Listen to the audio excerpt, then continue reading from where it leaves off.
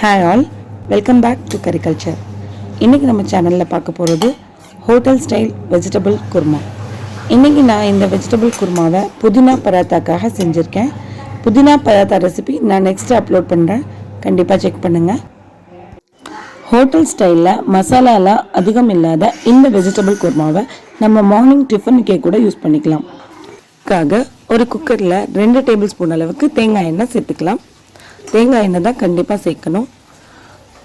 கூடவே 1 டீஸ்பூன் அளவுக்கு சோம்பும் 2 சின்ன துண்டு பட்டையும் 2 ஏலக்காவும் சேர்த்துக்கலாம். உங்ககிட்ட கல்பாசி இருந்தால் அதை இந்த ஸ்டேஜில் சேர்த்துக்கோங்க. நான் இன்னைக்கு பிரியாணியெல்லாம் சேர்த்துக்கிறேன்.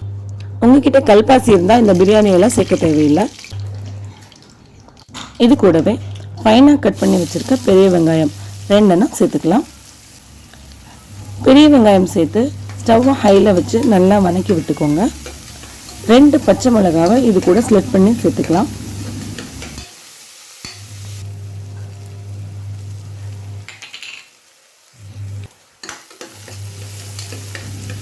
ரெண்டு நிமிஷம் வெங்காயம் நல்லா வதங்கி வந்த உடனே அது கூட கொஞ்சமாக இஞ்சி பூண்டு சேர்த்துக்கலாம். நார்மலாக குருமானாலே நம்ம அதிகமாக இஞ்சி பூண்டு சேர்த்துக்குவோம். ஆனால் இந்த வெஜிடபிள் குருமாக்கு மசாலா ரொம்ப லைட்டாக தான் இருக்கணும்.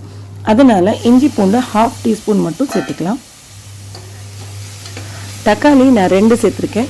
ஃபைனாக சாப் பண்ணி சேர்த்துக்கோங்க. தக்காளி நல்லா வதங்கி வரணும். கொஞ்சமாக உப்பு சேர்த்துக்கிறேன். கூடவே சில்லி பவுடர் ஒரு 1/2 டீஸ்பூன் சேர்த்துக்கலாம். கரம் மசாலா ஒரு 1/2 டீஸ்பூன், மல்லிப்பொடியும் 1/2 டீஸ்பூன் தான்.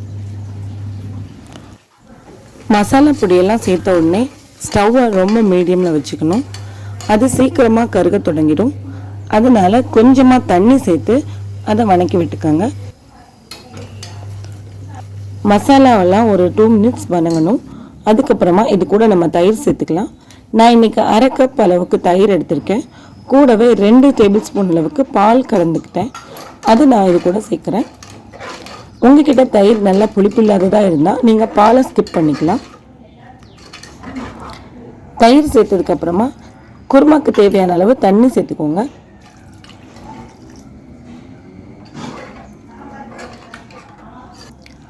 இந்த தண்ணி நல்லா பாயில் ஆகி வரும்போது நம்ம வெஜிடபிள்ஸ் சேர்த்துக்கலாம்.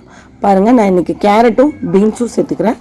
அது கூடவே உருளைக்கிழங்கும் பச்சை பட்டாணியும் சேர்த்துக்கிறேன். இதுதான் குருமாக்கு சேர்க்குற வெஜிடபிள்ஸ். இது மட்டும் சேர்த்தாலே குருமா நல்லா டேஸ்ட்டாக கிடைக்கும். கொஞ்சமாக உப்பு சேர்த்துக்கலாம். குக்கரை மூடி போட்டு ஒரு 2 விசில் விட்டு எடுத்துக்கலாம். கண்டிப்பாக வெஜிடபிள்ஸ் கொலைய வேகாமல் பார்த்துக்கோங்க. ஒரு சின்ன மிக்ஸி ஜாரில் தேங்காய் 1/4 பாகம் அளவுக்கு சேர்த்துக்கலாம். அதாவது ஒரு தேங்காயில் 1/4 பாகம். கூடவே 10 முந்திரி பருப்பு, 1 டேபிள் ஸ்பூன் அளவுக்கு கசகசா இதை சேர்த்து இதை நல்லா ஃபைன் பேஸ்ட்டாக அரைச்சிட்டு வந்துடலாம்.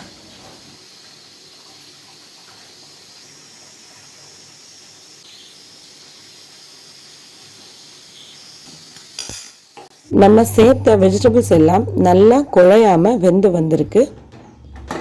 பாருங்கள், இதை நம்ம ஸ்டவ்வில் வச்சு நம்ம அரைச்சி வச்சுருந்த தேங்காய் பேஸ்ட்டை சேர்த்துக்கணும். தேங்காய் நல்லா ஃபைனாக அரைஞ்சிருக்கணும். இதை நல்லா மிக்ஸ் பண்ணிவிட்டு நம்ம தேவையான அளவு மல்லித்தலை சேர்த்துக்கலாம். தேங்காய் சேர்த்ததுக்கப்புறமா குருமா அதிகமாக கொதிக்காமல் பார்த்துக்கோங்க. ஒரு 2 செகண்ட்ஸ் கொதிச்சா போதும். அவ்வளோதான், குருமா ரெடி ஆயிடுச்சு. இந்த குருமா தோசை, ஆப்பம், இடியாப்பம், பூரி, சப்பாத்தி, பராத்தா எல்லாத்துக்குமே பெஸ்ட்டு காம்பினேஷனாக இருக்கும். இந்த குருமா ரெசிபியை கண்டிப்பாக ட்ரை பண்ணுங்கள். உங்களுக்கு என்னோடய வீடியோ பிடிச்சிருக்கும்னு நம்புகிறேன். பிடிச்சிருந்தா ப்ளீஸ் லைக் பண்ணுங்கள். என்னோட சேனலுக்கு சப்ஸ்கிரைப் பண்ணாதவங்க கண்டிப்பாக சப்ஸ்கிரைப் பண்ணிக்கோங்க. ஏன்னா இன்னும் நிறையா இன்னோவேட்டிவ் வீடியோஸோடு நான் உங்களை மீட் பண்ணுறேன். தேங்க்யூ ஃபார் வாட்சிங் மை வீடியோ. நெக்ஸ்ட் வீடியோவில் பார்க்கலாம். Take care. பாய்.